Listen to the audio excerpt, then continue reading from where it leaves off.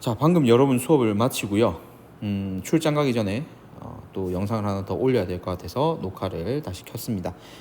오늘 이 항상성 부분이 마무리될 거고요. 이제 이어서 우리 또 다음 단원 들어갈 거니까 이 부분까지 집중해서 잘 들어주세요.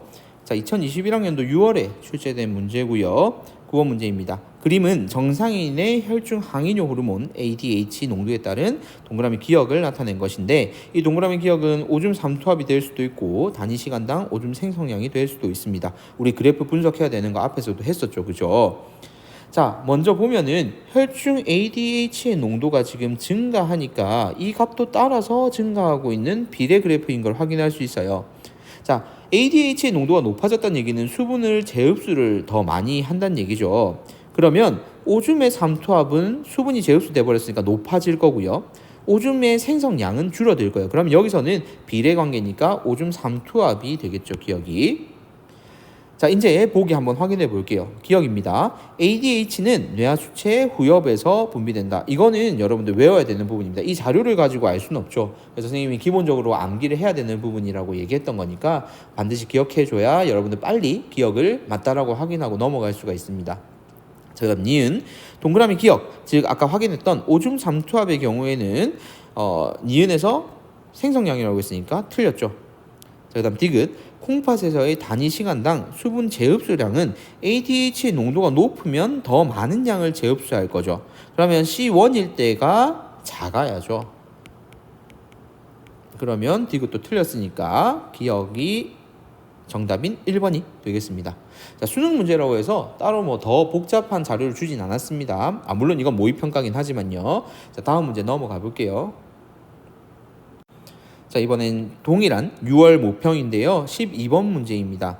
그림은 어떤 동물의 체온 조절 중추에 동그라미 기억 자극과 동그라미 니은 자극을 주었을 때 시간에 따른 체온을 나타낸 것입니다. 자, 이 기억과 니은은 고온과 저온을 순서 없이 나타냈다라고 얘기를 하거든요. 자, 그런데 여러분 보세요. 체온의 상대값이에요. 자, 그러면 체온이 올라갔다는 얘기는요, 내 몸에서 체온을 올렸다는 얘기는 주변에서 저온 자극이 주어졌다는 얘기고요. 내 몸의 체온이 떨어진다는 얘기는 주변에 고온 자극이 주어졌을 때라는 얘기입니다.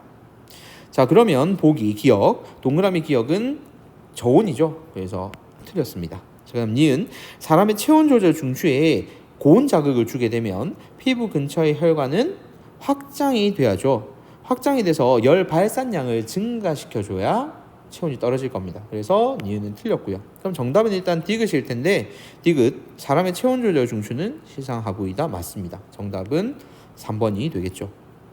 다음 문제로 넘어가 보겠습니다.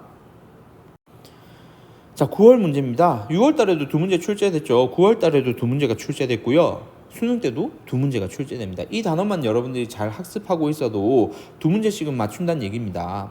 그리고 틀려서는 안 되고요. 자, 9월 5번 문제 볼게요. 그림 가는 정상인이 탄수화물을 섭취한 후에 시간에 따른 혈중 호르몬 동그라미 기억과 니은의 농도를, 그리고 나는 간에서 니은에 의해 촉진되는 물질 A에서 B로의 전환을 나타내고 있습니다.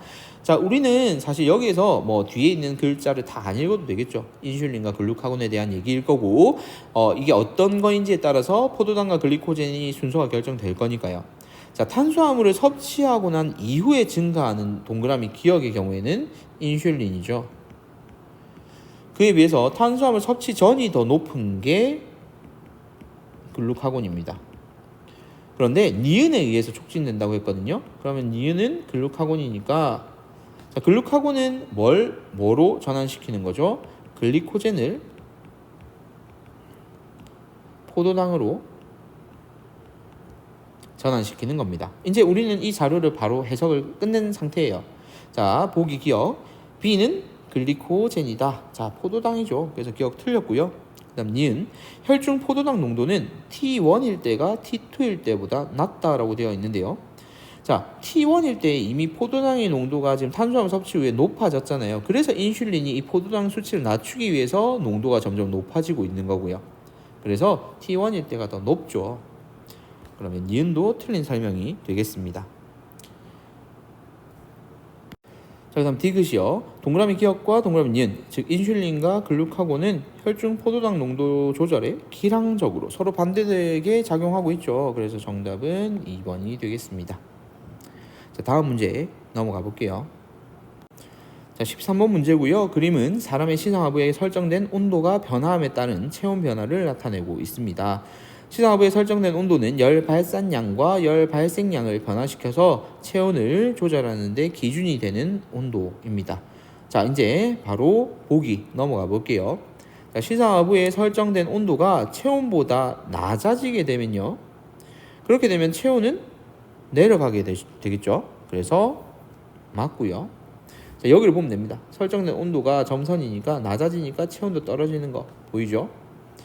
자, 그 다음 열 발산량 분의 열 발생량은 구간 2에서가 구간 1에서보다 크다라고 되어 있네요. 자, 지금 설정된 온도보다 낮은 상태에서는 체온을 올리기 위해서 노력할 거고요. 일치할 때는요, 굳이 여기에서는 뭐 변화를 내가 열을 발생을 시키거나 아니면 떨어뜨리거나 할 이유가 없겠죠. 그러면 열 발산량 분의 열 발생량이니까요. 당연히 2에서가 구간 1에서보다 더 큰 값이 나오겠죠. 그래서 얘도 맞는 문장이 되겠습니다. 자, 그다음 디귿. 피부 근처 혈관을 흐르는 단위 시간당 혈액량이 증가하게 되면 자, 혈액량이 증가하게 되면 열 발산량은 증가한다라고 얘기를 했었죠. 그래서 디귿은 틀렸습니다. 정답은 4번이 되겠고요. 다음 문제는 수능 문제 두 문제입니다. 이어서 풀어볼게요. 자, 그림은 정상인이 운동을 하는 동안 혈중 포도당 농도와 혈중 동그라미 기억의 농도를 변화를 나타내고 있습니다. 이 기억은요, 글루카곤과 인슐린 중 하나이다라고 얘기를 했네요. 자, 일단 포도당이 지금 농도가 조금씩 떨어지고 있는 게 보입니다. 운동 시작 후에 지금 떨어지고 있죠. 자, 운동이 시작하고 난 후에 떨어지고 있기 때문에 얘 같은 경우에는 포도당이 지금 현재 부족해지는 상황이 도달할 거예요. 그러면 여기에서 같이 감소하는 건 인슐린이 되겠죠. 그래서 동그라미 기억은 인슐린이 되겠습니다. 자, 기억부터 한번 보기 확인해 볼게요. 이자의 알파 세포에서 글루카곤이 분비된다. 맞는 말이죠. 자, 그다음 니은.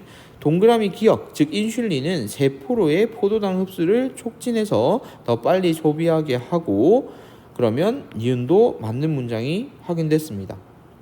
자, 그 다음 디귿. 간에서 단위 시간당 생성되는 포도당의 양은요, 운동 시작 시점일 때가 T1일 때보다 많다라고 되어 있는데, 자, 이 부분 틀렸죠. 왜냐면 간에서 생성이 되는 포도당의 양은 글리코젠이 분해돼 가지고 포도당이 나오는 거기 때문에 이제 운동 시작 이후가 T1인 시점이 더 많이 분해가 필요로 한 거죠. 그래서 디귿은 틀린 문장이 됩니다. 그럼 기억과 니은 3번이 되겠죠. 자, 마지막 문제로 넘어가 볼게요. 자, 15번 문제고요. 그림 가와나는 정상인이 서로 다른 온도의 물에 들어갔을 때 체온의 변화와 그리고 A, B의 변화를 나타낸 건데, A와 B는 땀 분비량 그리고 열 발생량을 순서 없이 나타냈다라고 얘기를 하고 있어요. 자, 이때 동그라미 기억과 동그라미 니은은 체온보다 낮은 온도의 물에 들어갔을 때와 체온보다 높은 온도의 물에 들어갔을 때를 순서 없이 지금 나타낸 상태고요. 문제마다 풀이하는 좀 관점이 좀 달라져야 되기 때문에 이런 문제를 풀 때 여러분들이 잘 해석을 해야 될 것 같은데, 가와나 같은 경우에는 정상인이 서로 다른 온도의 물에 들어갔을 때예요. 그러면 뜨거운 물에 들어갔을 때는 체온보다 높은 온도의 물에 들어가면 우리는 그 온도가 우리 몸으로 전달이 되면서 온도가 올라가게 되죠. 그래서 기억 같은 경우에는 체온보다 높은 온도의 물에 들어갔을 때가 해당이 될 거고요.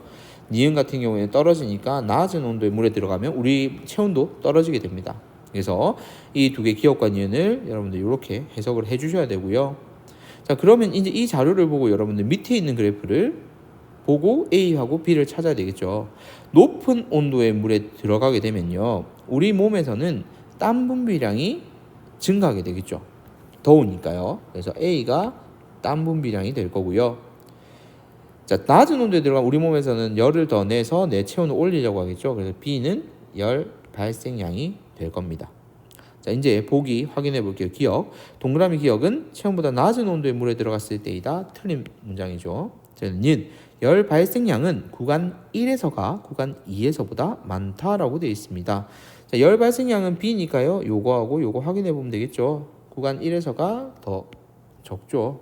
그래서 니은도 틀렸고요. 그다음 디귿. 시상하부가 체온보다 높은 온도를 감지하면 땀 분비량은 증가한다. 맞는 말이죠. 그래서 정답은 2번이 되겠습니다. 자, 이렇게 해서 고3 모평, 수능 이렇게 총 3가지 시험에 출제된 문제 6문제를 풀어봤는데요. 그만큼 시험에서 차지하는 비율 자체가 큰 단원입니다. 그래서 외워야 될 것도 좀 많고요. 조금 더 꼼꼼하게 보시고, 그리고 그래프가 좀 색다른 게 나오더라도 당황하지 말고 그래프에 있는 자료 자체를 좀 해석하는 연습을 해주시기를 바랍니다.